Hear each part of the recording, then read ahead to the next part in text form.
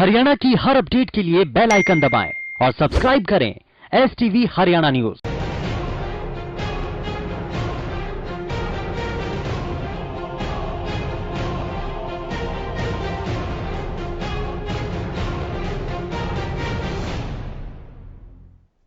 नमस्कार, आप देख रहे हैं खास खबर और मैं हूं आपके साथ शुभेंदु सिंह। और आज खास खबर में आपको हम वो तस्वीरें दिखाने जा रहे हैं जो कि आपके लिए देखना बेहद जरूरी है, क्योंकि बदमाश दिन दहाड़े इतने ज्यादा बेखौफ हो चुके हैं कि घटनाओं को अंजाम देते हैं और हमारी सुरक्षा का दावा करने वाली पुलिस कैसे चुपचाप रहती है, मौन हो जाती है। जरा इस रिपोर्ट में आप देखिए।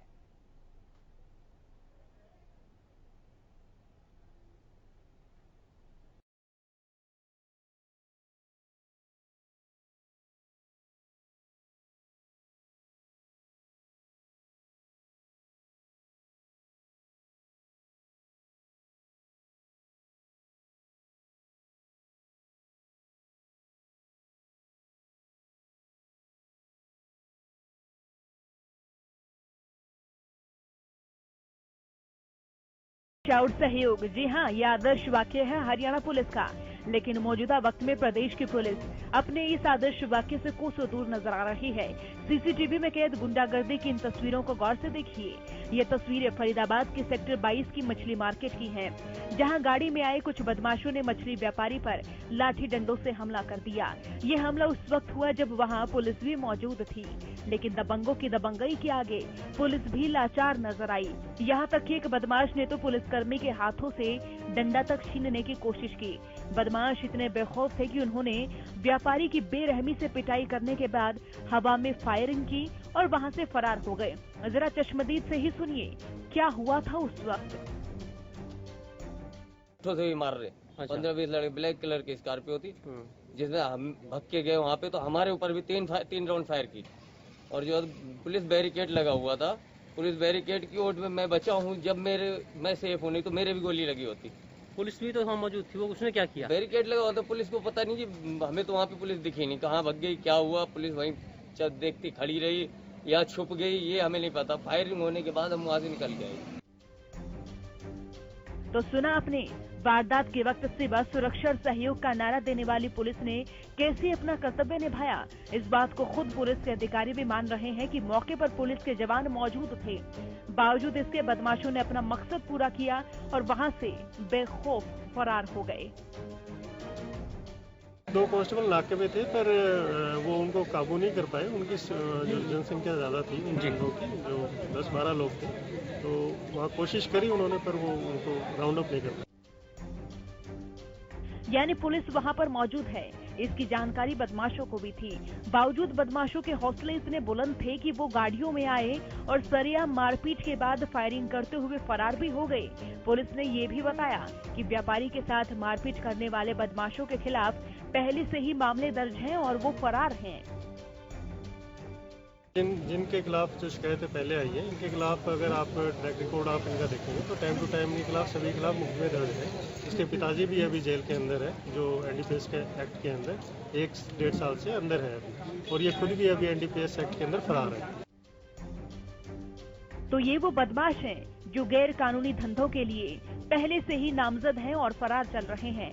लेकिन अब देखना होगा कि फरार बदमाशों की गुंडागर्दी कैमरे में कैद होने के बाद प्रदेश की पुलिस कितनी जल्दी एक्शन में आती है। बड़ा सवाल ये भी है कि इन गुंडों की अब तक गिरफ्तारी क्यों नहीं हुई। क्या पुलिस के हाथ से डंडा छीनने का कोई केस नहीं बनता? अगर चश्मदीद भी आपके महकमे से ही हैं, तो देरी क्यों? आम जनता आखिर कैसे महफूज महसूस करे? हरियाणा न्यूज के लिए फरीदाबाद से राजेंद्र दहिया की रिपोर्ट।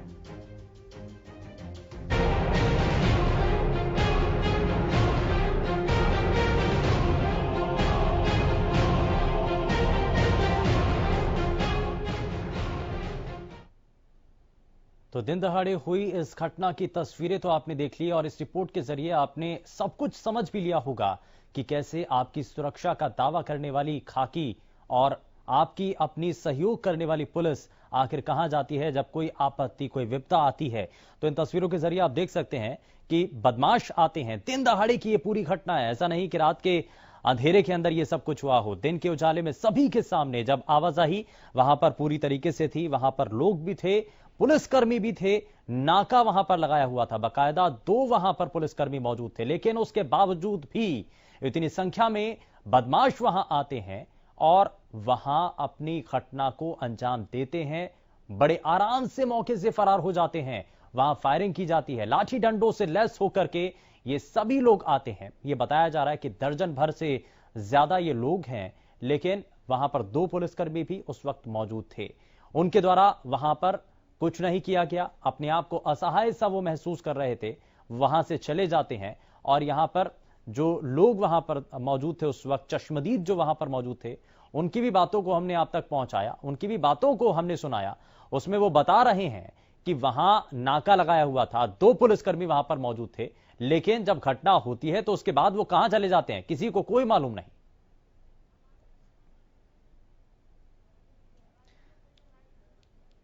और फरीदाबाद से हमारे संवाददाता राजेंद्र दहिया सीधे हमारे साथ जुड़ चुके हैं, जरा उनका रुख कर लेते हैं। राजेंद्र, ये गुंडागर्दी की सीधी तस्वीरें, लाइव तस्वीरें जो हमने अभी तक अपने दर्शकों को दिखाई, सीसीटीवी में जो पूरी घटना कैद हुई, कैसे हुई वो हमने दिखाया अपने दर्शकों को, लेकिन अभी इस मामले में जानकारी क्या मिल रही है? सीसीटीवी कैमरे के जरिए कुछ अभी तक जानकारी मिल पाई उन लोगों की जो कि आते हैं, हमला करते हैं, फरार हो जाते हैं बड़े आराम से? आरोपियों की पहचान की जा रही है, पुलिस ने मामला दर्ज कर लिया और आरोपियों की पहचान की जा रही है। जल्दी आरोपियों को गिरफ्तार करने की भी बात यहाँ पर कही जा रही है। तमाम जो पुलिस की टीम है वो इस पर लगी हुई है, लेकिन अभी तक किसी भी आरोपी की गिरफ्तारी सुबह तक नहीं हो पाई थी और जांच की बात जो पुलिस की तरफ से कही जा रही थी। जी राजेंद्र, इसमें अभी तक जो बदमाश यहाँ पर आते हैं, कितनी संख्या इनकी बताई जा रही है? क्या इस बारे में भी पुलिस अभी कुछ बता पा रही है, या फिर क्या क्या उनके पास था, किस मकसद से वो यहां पर आए थे, इस बारे में भी कुछ साफ हो पाया है क्या? उन्होंने आरोप लगाया कि यहाँ पर नशे का कारोबार हो रहा था और उसका जो विरोध किया तो उसी के बाद यहाँ पर ये लोग उग्र हो गए और करीब दर्जन भर से ज्यादा लोग 2 गाड़ियों में भरकर आए और आते ही इन्होंने ताबड़तोड़ यहाँ पर हमला किया, फायरिंग की और जो मारपीट की, साथ में पुलिसकर्मी था उसके सामने ये सब कुछ घटा। लेकिन उसके बावजूद भी पुलिस ने कोई इन पर अभी तक अंकुश नहीं लगा पाई और पिछले काफी दिनों से इनके मुताबिक यहाँ पर ये नशे के कारोबार की बात कही जा रही है। पिछला कोई आपराधिक रिकॉर्ड भी है इन लोगों का? जी बिल्कुल, जो SHO है यहाँ के SHO, उन्होंने बताया कि इन पर कई आपराधिक मामले भी दर्ज हैं और जो है पुलिस इनके पीछे पहले से ही कार्रवाई करती है, लेकिन अभी तक पुलिस के हाथ इनमें से कोई भी नहीं लग पाया है। तो गिरफ्तारी अभी तक किसी की हो पाई है, कुछ जानकारी मिल पाई है? आप जैसे कि बता भी रहे हैं कि पहले भी कई आपराधिक मामले इन लोगों के ऊपर दर्ज हैं, तो अभी तक फरार चल रहे हैं क्या ये? बिल्कुल, मैं आपको बता दूं, पुलिस इनको जल्द गिरफ्तार करने की बात कर रही है और साफ तौर पर जब पुलिस ये मान रही है कि इनके पहले भी आपराधिक इनका रिकॉर्ड रहा है, तो कहीं ना कहीं इनकी पहचान की जा चुकी है और इसके लिए जो है पुलिस ने टीमों का गठन किया है, लेकिन आरोपी अभी भी पुलिस की पकड़ से बाहर बने हुए हैं। राजेंद्र, चश्मदीदों से भी बात की गई, उनका इस पर क्या कहना था? ये घटना हुई कैसे, कितने बजे की ये घटना बताई जा रही है, किस दिन की ये घटना है, क्या हुआ, किस रूप में हुआ? देखिए सुमन, तो बिल्कुल मैं आपको बता दूं, कल शाम 5:45 बजे की ये घटना बताई जा रही है और करीब जो बदमाश वहां पर पहुंचते हैं, पहले से भी इनको धमकी दी हुई थी। जो नशे का जो कारोबारी है, जो माफिया है, नशा माफिया, उसने इनको धमकी दी हुई थी।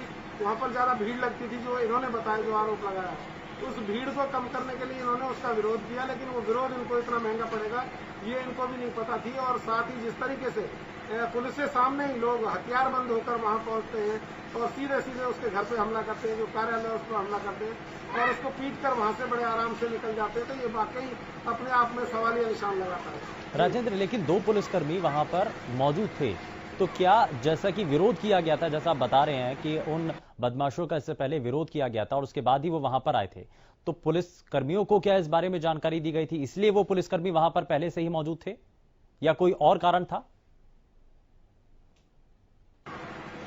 देखिए, जिस तरीके से पीछे कोरोना का जो प्रकोप रहा उसको लेकर वहां पर बैरियर लगाया हुआ था, लेकिन वो बैरियर हटा दिया गया था। पुलिस अभी भी वहां पर मौजूद थी और वो 2 पुलिसकर्मी वहां पर बैठे हुए थे, अपना जो ड्यूटी कर रहे थे। लेकिन उसी समय जब ये लोग पहुंचते हैं तो पुलिसकर्मी भी वहाँ मौजूद होते हैं और अचानक उनके सामने ये सारा वाकया घटित होता है। कहीं ना कहीं पुलिसकर्मी भी गंभीर आरोप लगाएंगे कि सरेआम जो है यहाँ पर जो गुंडागर्दी की गई है, लेकिन पुलिस अभी तक भी इस मामले में कुछ करने में असमर्थ दिखाई दे रही है। लेकिन राजेंद्र, सबसे बड़ा सवाल यही है, तस्वीरों के जरिए भी हमारे दर्शक ये देख रहे हैं कि पुलिसकर्मी वहां पर मौजूद होते हैं, सब कुछ वहां पर हो रहा होता है, हाथों में हथियार लेकर के, लाठी डंडे लेकर के, हाथों में बंदूक भी है, वो लहराई जा रही है, लेकिन उसके बावजूद भी पुलिस वहां पर असहाय नजर आती है, कुछ नहीं कर सकती। इसको लेकर के अभी पुलिस के अधिकारी या आप जो पुलिसकर्मी हैं वो इस पर क्या कह रहे हैं? देखिए, साफ तौर पर पुलिस बहुत ज्यादा इस मामले में कुछ बोल नहीं रही है। केवल इतना उन्होंने बताया कि अपराधिक किस्म के हो रहे हैं और कहीं ना कहीं उनकी पहचान हो चुकी है, जल्दी उनको गिरफ्तार करने की बात कही जा रही है। लेकिन जो पुलिसकर्मी वहाँ मौजूद थे उन्होंने कोशिश भी की ताकि झगड़ा ना हो, लेकिन उनको वहाँ पर धमकी दी गई कि आप साइड में हट जाइए और उसके बाद जो पुलिसकर्मी वहाँ जो है दूसरी साइड हो जाते हैं और वो सरेआम वहाँ पर जो मारपीट करते हैं। कहीं ना कहीं जब हथियार हाथ में दिखाई देता है तो हर आदमी की जो हिम्मत नहीं पड़ती हथियारों के सामने, तो यही बात यहाँ पर देखने को मिला। ठीक है, बहुत शुक्रिया राजेंद्र इस जानकारी के लिए। तो फरीदाबाद की तस्वीरें हम अपने सभी दर्शकों को दिखा भी रहे हैं और इस बीच हमारे साथ रिटायर्ड एसपी महाराज सिंह जी भी कार्यक्रम में जुड़ चुके हैं। बहुत स्वागत है महाराज जी आपका कार्यक्रम में। फरीदाबाद की तस्वीरें हम अपने सभी दर्शकों को दिखा भी रहे हैं और साथ ही साथ इन तस्वीरों में एक चीज जो साफ हो रही है कि 2 पुलिसकर्मी वहां पर मौजूद होते हैं जब बदमाश 10 से 12 की संख्या में वहां पर आते हैं, लेकिन पुलिसकर्मी वहां पर कुछ नहीं करते हैं। बदमाश वहां पर मारपीट करते हैं, मछली व्यापारी के साथ उसको धमकी देते हैं, मारपीट करने के बाद हाथों में बंदूक लहराते हैं और उसके बाद बड़े आराम से वहां से चले जाते हैं। तो इस सब को लेकर के आपको क्या नजर आता है? जिनके ऊपर सुरक्षा का जिम्मा है, प्रदेश की सुरक्षा की जिम्मेदारी उनके कंधों पर है, वही अगर पीछे हट जाए, वहां से चले जाए किसी भी घटना के होते वक्त, तो क्या इस पर किया जाएगा? दुखद भी है, चिंतनीय भी है, बहुत दुखद है, बहुत चिंता का विषय भी है। तो मैं एक आपको थोड़ा पीछे ले चलता हूँ। जब जाट आंदोलन हुआ था उसमें पुलिस और आर्मी दोनों ही असहाय दिखाई दिए थे, आपको ध्यान होगा। तो ये एक तरह से जब पुलिस, तो एक आदमी के हिस्से एक पुलिस वाला नहीं हो सकता, उसका कोई तो प्रोपोर्शन रखना होता है। अब जब पुलिस जो वर्दी में है वो कानून का भी एक तरह से सिंबल है और सरकार का भी सिंबल है। तो सरकार या कानून असहाय हो जाए तो इससे दुखद कोई बात नहीं हो सकती। और ये तो अभी जो वो बेरोजगारी बढ़ रही है, अभी जैसे कोई 12 करोड़ की बात कर रहा है कि भाई 12 करोड़ जो है ना वो बेरोजगार हो गए हैं, जिसमें वो शामिल नहीं है जो अव्यवस्थित जो है ना वो सेक्टर शामिल है। अब 12 करोड़ अगर लोग आज बेरोजगार हो गए हैं तो इस तरह से अगर पुलिस रही तो कल क्या होगा, ये बहुत चिंता का विषय है। नहीं, इसमें एक चीज तो महाराज जी ये भी है कि जो सुन लीजिए, हाँ, मेरी एक बात सुन लीजिए। हाँ, जो आज हो रहा है अगर हम कल की नहीं सोचेंगे और उसे आज ही कंट्रोल करने की बात नहीं करेंगे तो फिर तो ये बहुत ही गलत हो जाएगा। वो जो 2 पुलिसकर्मी थे, 3 पुलिसकर्मी थे, जैसे भी थे, उनको हथियारों से डरने की जरूरत नहीं थी। नहीं तो ऐसे तो बदमाशों का मनोबल और भी ज्यादा बढ़ेगा। बेबस पुलिस अगर यूं ही नजर आएगी तो जनता की सुरक्षा कैसे हो पाएगी? मैं उसी की बात कर रहा हूँ कि अगर पुलिस जो कानून का भी सिंबल है, सरकार का भी सिंबल है, वो ही अगर डर में आ गए तो आम आदमी कहाँ जाएगा? तो क्या ये सोची समझी चाल है आज की सरकार की कि लोगों में भय पैदा किया जाए पुलिस को डरपोक बनाकर? ये पुलिस सरकार पे भी क्वेश्चन मार्क लगाता है कि वो क्या कर रही है। पुलिस को जो है उनके खिलाफ एक्शन होना चाहिए। और जो जैसे इसमें पता चला कि सीसी फुटेज में उनके वो आए हैं, पूरी डिटेल्ड आई है, तो ये एक जो ना आज की बात अकेले की नहीं है। जो आज स्थिति पैदा हो रही है, जो कल स्थिति पैदा होगी, उसके बारे ठीक है, में अब ठीक है इससे सर, एक मैं और- महाराज जी मैं वापस आता हूं आपके पास। हमारे साथ फरीदाबाद एनईटी से नीरज शर्मा जी विधायक हमारे साथ कार्यक्रम में जुड़ चुके हैं। नीरज जी, बहुत स्वागत है आपका हरियाणा न्यूज पर। लेकिन फरीदाबाद की एक तस्वीर जो कि दुखद भी है और फरीदाबाद की जनता के लिए परेशानी में डालने वाली भी है, क्योंकि दिन दहाड़े जिस रूप में घटना होती है वो चौंकाने वाली है। आपको इसमें क्या लगता है, क्या इसमें कहा जा रहा है फिलहाल ये, क्योंकि ये भी कहा जा रहा है कि इसमें जो राजनीतिक रूप से संरक्षण है वो देखने को मिलता है, क्या इसमें आपको नजर आता है और क्या इसमें कार्रवाई होनी चाहिए?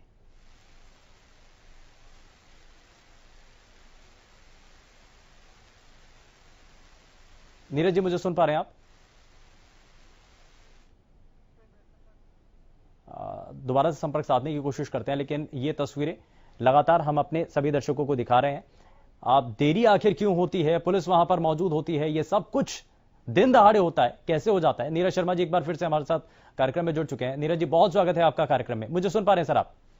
हाँ, बिल्कुल सुन पा रहे हैं। नीरज जी, फरीदाबाद में जो घटना हुई है, फरीदाबाद की जनता भी ये सोच रही है कि जिस खाकी के भरोसे वो अपने आप को महफूज मानते हैं, वही अगर घटना होने के वक्त वहां से चली जाए, उनको छोड़ जाए ऐसे जिस स्थिति में वो हैं, तो कैसे होगा और क्या होगा? कैसे अपने आप को फरीदाबाद की जनता सुरक्षित माने और प्रदेश की जनता सुरक्षित माने अपने आप को? आप देखिए, बड़े दुख की बात है और ये कोई आज की बात नहीं है। ये कई सालों से काम हो रहा है। ये शिवाजी नगर की झुग्गियां हैं जी। और यहाँ पर नशे का, जहाँ तक मुझे जानकारी प्राप्त हुई है कि ये जो शराब के अलावा ये जो स्मैक वमैक जैसे गंदे नशे होते हैं जिससे हमारी युवा पीढ़ी भी खराब हो रही है जी, ये वहाँ पर भी धंधे होते हैं। और पीछे मैंने तो खुद मेरे घर के पास नंबर 2 में शराब बिकती थी, मैंने खुद पकड़ी है अपने हाथों से जाके उस शराब माफिया को। उसके बाद पुलिस भी कई बार गश्त लगाने आई है, वो उनके हत्थे नहीं चढ़ पाए। मैं ये नहीं कहता कि इसके अंदर आपको एक बात कह रहे थे कि राजनीतिक संरक्षण, साहब हिंदुस्तान में ऐसा कोई पॉलिटिकल आदमी नहीं होगा, या मैं समझता हूँ कोई ऐसा पुलिस का बड़ा अफसर नहीं होगा जो स्मैक को प्रोटेक्ट करे, क्योंकि स्मैक से हमारे देश का युवा खराब होता है, हमारा भविष्य खराब होता है। कहीं ना कहीं लोगों के हाथ जरूर लंबे हैं और ये निचले लेवल पे कुछ कुछ सेटिंग करके अपना काम कर रहे हैं। और मेरी ये मांग है कि भाई इस अड्डे को पूरी तरह खत्म होना चाहिए। हालांकि मेरी विधानसभा का ये पार्ट नहीं है, मेरे जिले के अंदर जरूर आता है, मेरी विधानसभा से लगता हुआ हिस्सा जरूर है, पर यहाँ काफी समय से शिकायत थी। समय, अफीम, चरस, गांजा, मतलब और पता नहीं कौन कौन से ऐसे नशे हैं जिनके हम नाम भी नहीं जानते, यहाँ तक का इनमें यहाँ कारोबार होता है। और अब फरीदाबाद की जनता को कैसे आश्वस्त किया जाएगा? क्योंकि इन तस्वीरों को देखने के बाद तो लोग ये समझेंगे और ये अपने आप में महसूस भी करेंगे कि उनकी सुरक्षा करेगा कौन? अगर कोई भी बदमाश दिन दहाड़े आता है, उनके ऊपर हमला करके चला जाता है, पुलिसकर्मी भी अगर वहां पर मौजूद हैं तो वो भी वहां पर कुछ नहीं करेंगे, तो उनकी मदद करेगा कौन? सुबह आज इस विषय को लेकर डीजीपी साहब से भी बात हुई है और मैंने उनको भी कहा कि भाई इसकी सख्त से सख्त कार्रवाई करो और जो भी कानून का दायरा है। एक तो साहब क्या है कि ये जो शराब का एक्साइज एक्ट है ये इतना लचीला और कमजोर है कि इसके अंदर कोई खास सजा ही नहीं है। गैम्बलिंग एक्ट देखेंगे, इसके अंदर कोई खास सजा ही नहीं है और जिसका ये लोग माफिया बहुत फायदा उठाते हैं, बहुत ज्यादा इसका दुरुपयोग करते हैं। पर जो ये कल हुआ बड़ा असहनीय कार्य हुआ है और मेरी सरकार प्रशासन से मांग है कि भाई इसके खिलाफ सख्त से सख्त कार्रवाई हो और इसको ऐसी सजा मिले कि इसको देख के 10 आदमी और काम बंद कर दें जो भी बुरे कामों में लिप्त हुए पड़े। क्योंकि अगर जो एक आदमी को भी ऐसी छूट मिल गई तो साहब आज जो देश के हालात बनते जा रहे हैं। नीरज जी, यही एक कारण इसके पीछे माना भी जा रहा है कि आपराधिक प्रवृत्ति इनकी मानी जा रही है। पहले भी कई ऐसे ही आपराधिक गतिविधियों में ये लोग लिप्त बताए जा रहे हैं, पुलिस के द्वारा जो अभी तक जानकारी दी गई है। तो अभी इनको इतना ज्यादा मनोबल है कि ये घटना को अंजाम देने में जरा भी नहीं डरते हैं, तो पुलिस को भी पीछे हटना पड़ता है। तो ऐसा कोई ऐसी नजीर पेश की जाए, इन अपराधियों को ऐसी सजा दी जाए ताकि आगे आने वाले समय के लिए बाकी लोग भी इससे सीख ले सकें। साहब अगर जो देखो, जो हमारे कानून में दंड का प्रावधान है वो इसीलिए है कि एक व्यक्ति को दंड दिया जाए और उस एक व्यक्ति को देख के 10 व्यक्ति सुधरे। और ये बहुत दुर्भाग्यपूर्ण घटना है हमारे जिले के लिए। मैं इसे बिल्कुल अच्छा नहीं मानता हूँ। मैं ये नहीं कहता हूँ कि सारे आदमी अच्छे हैं, सारे आदमी बुरे हैं, पर जहाँ तक बार बार राजनीतिक संरक्षण की आप बात कर रहे हैं, ये मैं आपके दावे के साथ कह सकता हूँ, चाहे कोई किसी भी पार्टी का नेता क्यों ना हो, कोई भी नेता अपने बच्चों का भविष्य खराब नहीं करेगा। नहीं, यहाँ हमारे हम ये नहीं कहना चाह रहे कि राजनीतिक संरक्षण, लेकिन ये बात उठी है, इसलिए मैं तो सिर्फ इस सवाल को आपके सामने रख रहा हूं और ये पूछना भी चाह रहा हूं कि अब ये जब पूरी चीजें सभी के सामने आ चुकी हैं तो विधानसभा में भी सुरक्षा का एक मसला उठेगा। क्या इसको लेकर आगे कोशिश की जाएगी? हालांकि आप कह रहे हैं कि आपकी विधानसभा का मामला नहीं है, लेकिन आपके जिले का मामला है। तो मेरे जिले का मामला है, मेरी विधानसभा के साथ लगता हुआ एरिया है और ऐसा नहीं है कि हमें नहीं मालूम भी था। बहुत से बच्चे लोग कहते थे कि भैया यहाँ शराब बिकती है या इन जगहों में नशे का काम होता है, पर हमें ये नहीं पता लगा था, गोली चलने के बाद पता लगा है कि यहाँ स्मैक जैसी कुरीति का भी काम होता है। क्योंकि मुझे याद है स्मैक का काम आज से 7-8 साल पहले हमारी जवाहर कॉलोनी में एक बार आया था, तो हमारे यहाँ के तो लोग इतने जागरूक थे, रात को जाके उसके घर में पकड़ा था, हम लोग खुद भी थे। तो अभी कुछ और भी ऐसी जानकारी है आपको ये मालूम है कि कहां पर ये इसी रूप में काम हो रहे हैं या अवैध रूप से शराब बेची जा रही है? साहब, अवैध शराब का धंधा तो हमारे यहाँ इतना फल फूल चुका है जिसका मैं कह नहीं सकता। सरकार ने लॉकडाउन के समय में ठेके बंद थे और सबको पता है और सरकार अपनी कार्रवाई कर रही है। देखो उसका क्या रिजल्ट निकलता है SIT का। नहीं तो आपने भी जानकारी दी है क्या अभी सर, जिन लोगों के बारे में आपको पता है कि शराब माफिया है या फिर शराब वहां पर अवैध रूप से बेची जा रही है, क्या उनके बारे में भी आपने पुलिस को जानकारी दी? मेरे घर से 3 गली छोड़ के बेची जा रही है। मेरे घर से 3 गली छोड़ के बेची जा रही है और मैंने मौके पे पकड़ा है शराब माफिया को, वीडियो बनाई है, उसकी फेसबुक लाइव किया है। ठीक है नीरज जी, आप हमारे साथ बने रहिए। फरीदाबाद पुलिस से PRO हमारे साथ सूबे सिंह जी कार्यक्रम में जुड़ चुके हैं। सूबे सिंह जी, बहुत स्वागत है आपका कार्यक्रम में। फरीदाबाद में घटना होती है, दिन दहाड़े बदमाश आते हैं, फायरिंग करते हैं, पुलिसकर्मी वहां पर मौजूद होते हैं, लेकिन अपने आप को असहाय समझ करके वो वहां से चले जाते हैं। लेकिन फरीदाबाद की जनता, प्रदेश की जनता ये समझना चाह रही है कि आखिर उनकी सुरक्षा का जिम्मा कौन संभालेगा? आप सूबे सिंह जी। नमस्कार जी, बताइए सर। सुरक्षा का जिम्मा हमारा है और हम सुरक्षा का जिम्मा संभाल रहे हैं। तो कल जो ये वारदात हुई है मुजेसर में, और ये जो अंसार अली हैं और जो दूसरा जो ग्रुप है लाला एंड पार्टी, जिनके खिलाफ उनकी शिकायत पर मुकदमा दर्ज कर लिया गया है, बाई नेम किया है। ये पहले एक ही पार्टी के लोग थे दोनों, एक ही ये मछली का कुछ काम करते थे। लाला पार्टी है, ये कुछ दूसरा काम भी करता था। तो इनकी कोई दुकान के ऊपर दुकान ली थी अंसार अली से जी, और उस दुकान के बाद इनका पैसे का लेन देन हो गया था। तो पैसे के लेन देन में कुछ कहीं पे ऊपर नीचे रहा है इनका, उससे इनकी रंजिश चल रही थी। कुछ हमारे पास इसके इनपुट्स हैं और उसी का वो रंजिश। लेकिन दिन दहाड़े सड़क पर आकर के किसी भी व्यापारी को धमकाना, हथियार लहराना, हाथों में बंदूक लहराना, पुलिस वालों को धमकाना, तो हालांकि हमारे साथ NIT फरीदाबाद से विधायक नीरज शर्मा जी भी इस वक्त फोन लाइन पर जुड़े हुए हैं। वो भी ये कह रहे हैं कि उनके घर के पास ही 3 गली छोड़ करके शराब का कारोबार चलता है, ये फल फूल रहा है, तो ये तो सब कुछ वहां पर चल रहा है, तो कैसे रुकेगा ये सब? सर जी, मैं अपने जो MLA साहब हैं उनको भी पता है, फरीदाबाद में लॉकडाउन के दौरान या उससे पूर्व में भी, अभी मैं लॉकडाउन की बात कर रहा हूँ, सबसे ज्यादा केस रजिस्टर्ड हमने इसके शराब के किए हैं लॉकडाउन के दौरान पूरे हरियाणा में, और सबसे ज्यादा अरेस्टिंग करी है हमने फरीदाबाद से। और कानून व्यवस्था बनाए रखना हमारी जिम्मेवारी है, हम उसको निभा रहे हैं। लेकिन ये एक रंजिशन, एक टारगेटेड हमला था जो कि आपस के ही लोग थे। लेकिन सर आश्वस्त कैसे कर पाएंगे अब? जिन लोगों ने अपनी आंखों से देखा, सरेआम लाठी डंडे लेकर के दर्जन भर गुंडे वहां पर आते हैं, बदमाश आते हैं, वहां पर व्यापारी को धमकाते हैं, फायरिंग करते हैं, चले जाते हैं, कोई रोकने वाला नहीं होता। अब वहां की जनता को आप कैसे समझा पाएंगे कि उनकी जो जिम्मेदारी है, उनकी सुरक्षा का जिम्मा पुलिस के पास ही है? जनता के साथ हम हैं, सभी के साथ हम हैं। और ये जो इंसिडेंट हुआ ये संज्ञान में आया है, मुकदमा दर्ज कर लिया धारा 307 के तहत, जो सबसे बड़ी धारा लगाई गई है। काफी धाराएं हैं और इनमें हमारी जो पुलिस टीम है और क्राइम ब्रांच है रेड डाल रही है, क्योंकि बाई नेम पर्चा दर्ज हुआ है। सर पहचान की जा चुकी है क्या इनकी? हाँ जी, हाँ, पहचान की जा चुकी है। वो मतलब जल्दी हमारे रडार पे जल्दी अरेस्ट होंगे। ठीक है। और इसमें जो एक आरोपी है, इसका फादर भी जेल में है। तो ये लोगों का वेयर अबाउट पुलिस से जल्दी आज शाम तक हम कुछ न कुछ आपको आउटपुट देंगे। ठीक है। और नीरज जी को भी, हमारे जो MLA साहब हैं, उनको भी हम इस बारे में खुशखबरी देंगे कि जल्दी हम इनसे काबू पाएंगे। ठीक है। नीरज जी, आप कुछ कहना चाहते हैं? नहीं सर, मैं कहना चाहते कोई और आपका सवाल हो तो आप दीजिए।